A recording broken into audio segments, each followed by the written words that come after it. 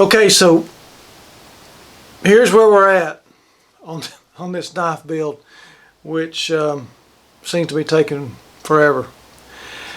I have, excuse me, I've glued everything together on the handle. So there's different ways that you could actually take some of this handle material off. You can see there's a lot of material here, a lot of wood, leather.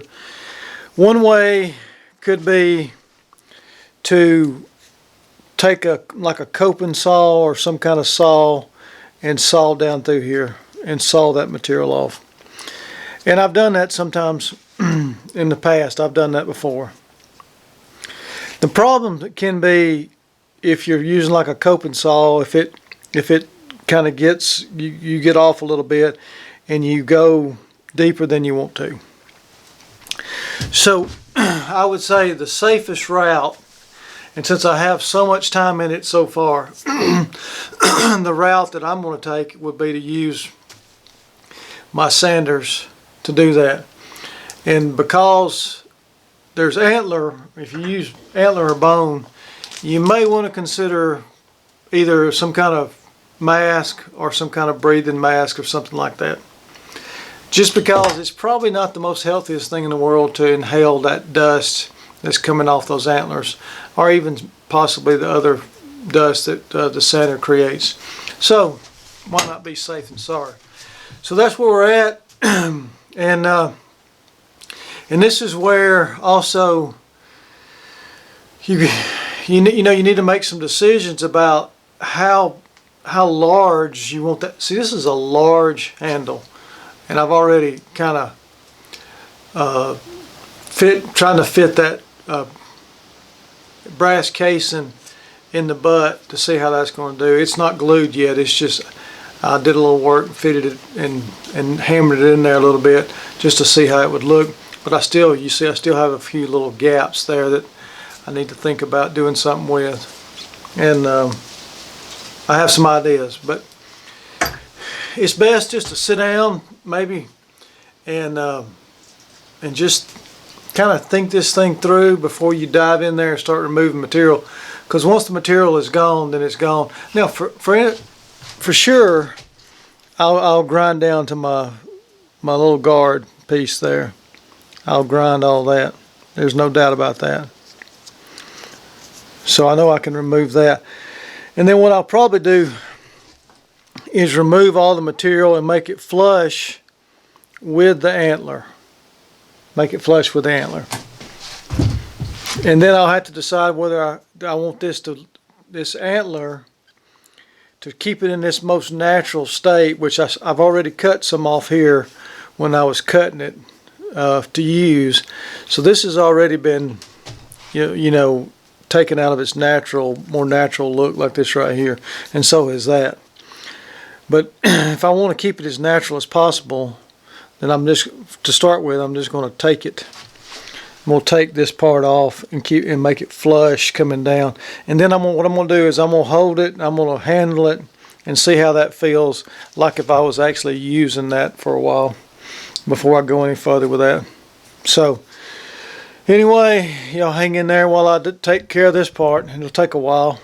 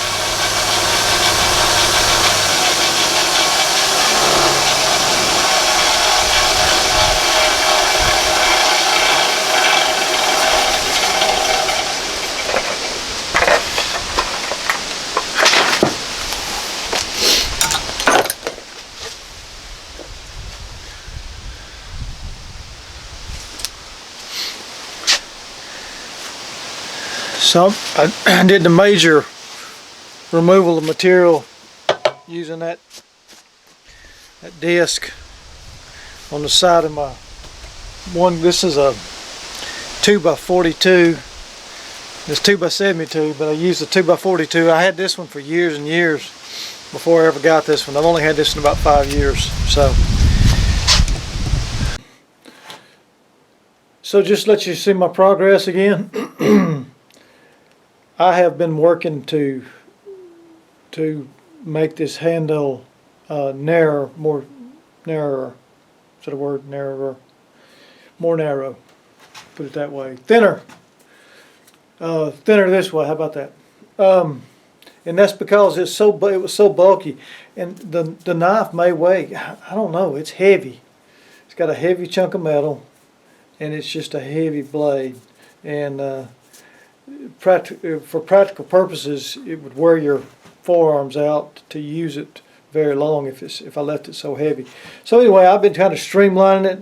I'm to a place where I think I'm okay. I can come in this way because I understand I've kind of marked down to here with a pencil where I think my tang, how wide it is on both sides, and I could take it even smaller, but I think I'm gonna leave it like that and try it. I'm gonna finish it out and I'm gonna try it for a while and use it, and then if I need to, I can always come back, take more off. No big deal. It's not like a permanent thing right now. Okay, it's only permanent if I take it off, right?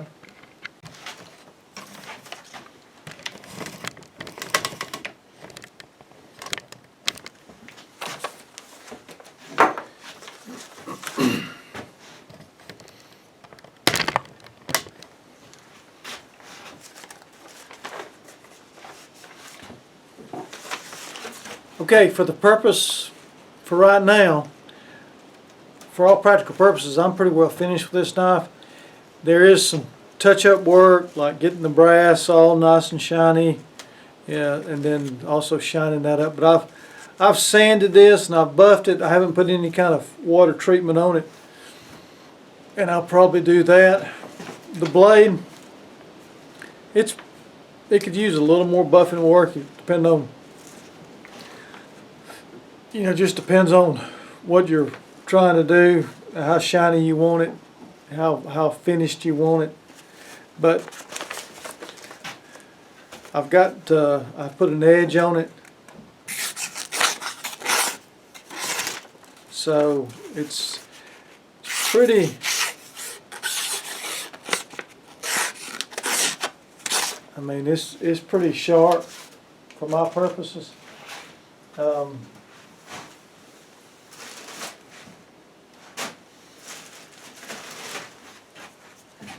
Here's a really thick piece of leather. Feels pretty good in the hand. So that's start to finish, pretty much. I mean, like I said, there's a few more touch-up things that I could do. If I really want to kind of make it nice and fancy and all that, and I still need to build a sheath for it, which is going to take a lot of leather. Anyway, there's the forged knife build. We started those series of videos, and I hope you enjoyed that. And like I said, it's pretty sharp. I got to do a little work on the edge. It's not as sharp as I'd like for it to be. Got to do a little work. That's a chunk of metal right there, though. Chunk of metal. All right, y'all have a great day. God bless you.